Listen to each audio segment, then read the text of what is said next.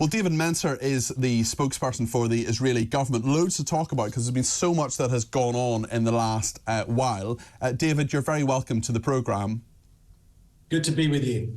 Israel is sustaining an Iran-backed war on 3 different fronts at the moment. Hamas in Gaza, Hezbollah in the north, and Houthis attacking from Yemen. Tell me what has happened in the last little while, because the Houthis attempted to, and indeed succeeded with one of their shells into Israel, and human error, it appears, means that it wasn't intercepted, although the Israelis have an incredible record of intercepting so many different missiles. And now you're attacking the Houthis. Just tell us about that on that war on those 3 fronts. Thanks very much, Peter. Look, at 3 a.m. on Thursday night, early Friday morning, I myself, my wife and my kids were woken up with a huge explosion at about 3 a.m. It woke all of us up where we live, the ground shook, because this was a suicide drone which hit very, very close to us, a couple of 5 minutes walk tops. And what I can only describe as a Marvel movie style explosion outside of our window. Look, these Houthis, they're a terrorist organization here, obviously, but they're also a terrorist organization in the UK. We calculate that we're actually under attack from the Iran axis of terror on 7 fronts. Let me go through them. You're right to mention Gaza, of course. Also, Hezbollah, also Iranian terrorist organization on our north.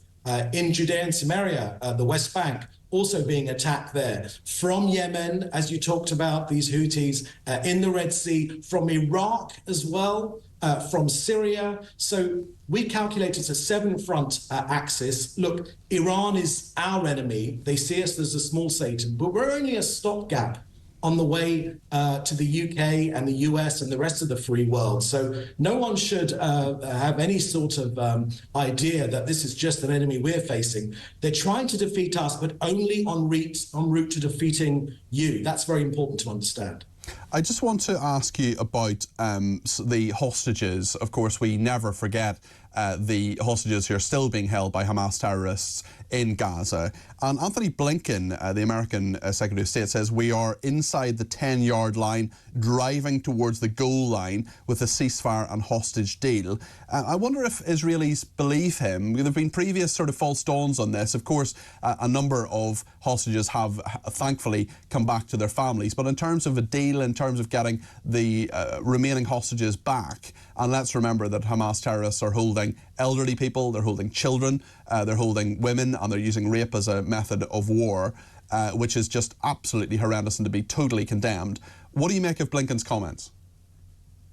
Well, Peter, 250 of our hostages were taken on the 7th of October. We managed to secure the release of about half of them. There are about 120 hostages, some dead, unfortunately, already killed by Hamas, and but some, hopefully, please God, still alive. Look, it's one of our main war aims to get these people home. All of us here in Israel are praying and doing whatever we can to get these poor people home. But I must tell you that again and again and again, it's been Hamas that has walked away. But the only thing which makes them look at this issue seriously, the only thing is harsh military pressure against this terrorist organization. That focuses their minds. If nothing else, they want to save their own skin. They want to remain in power. That is not going to help them, because we're going after them and we will destroy this terrorist organization and we will get all of our people home. So, you know, I'd love to say that we're optimistic here. The Prime Minister wants a deal. All the government wants a deal. All of the people here want a deal. But again and again and again, it's been Hamas that have walked away. So let's just be realistic about this. It's interesting because there's a huge trip this week, obviously, with Netanyahu and so on. Very, very interesting that he will be in Washington this week. What's the goal of the trip? And do you fear that US support, which has obviously been so strong for such a long time, is perhaps wavering, especially when it comes to Israel's actions in Gaza? So one of the ambitions of this Iranian terror axis has been to drive a wedge between Israel and the US and its partners in the UK, for instance, and they've worked very hard. That's been part of their strategy. So, Hamas want more of their Gazans to die. That's a key part of their strategy. They think that will turn the West against us. But I must tell you, the primary purpose of the Prime Minister's visit, it will be the fourth time that he will address Congress, more than any other international leader ever. But the most important point is, as I've said before, is that Iran are after us, but it's only a stopgap on the way to the US and the UK. No one should be under any illusions of that fact. So the point of this visit is to remind our partners in the US and to the rest of the free world that we're facing this Iranian terror here, but it's also your enemy as well.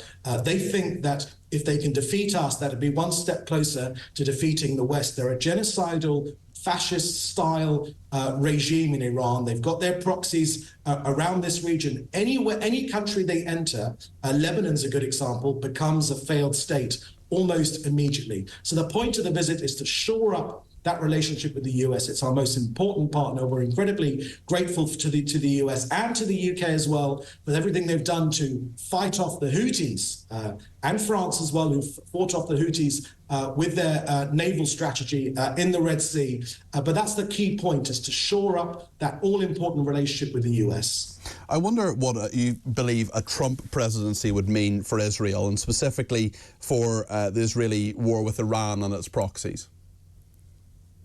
So look, for Israel, the bipartisan nature of the US-Israel relationship is based on two things. Number one, of course, the shared values that we have. We're the only democracy in hundreds of miles in either direction. And of course, shared enemies as well. I talked about Iran. They're our enemy, but they're your enemies, and the US enemy as well. So that bipartisan relationship is extremely important. That said, we're thankful to President Biden for everything that he's done, but it's ultimately up to the US to choose their president. We won't be getting involved in internal US politics. That's the right diplomatic thing to do. But of course, we always remember here in Israel that it was President Trump that moved the US embassy from Tel Aviv to its rightful place in our capital, in Jerusalem. And by the way, it was probably that US consulate which the Houthis tried to target. It was just meters away in Tel Aviv on Thursday night. And he says he's the man who can stop World War III. He says he's the guy who solves conflicts, who prevents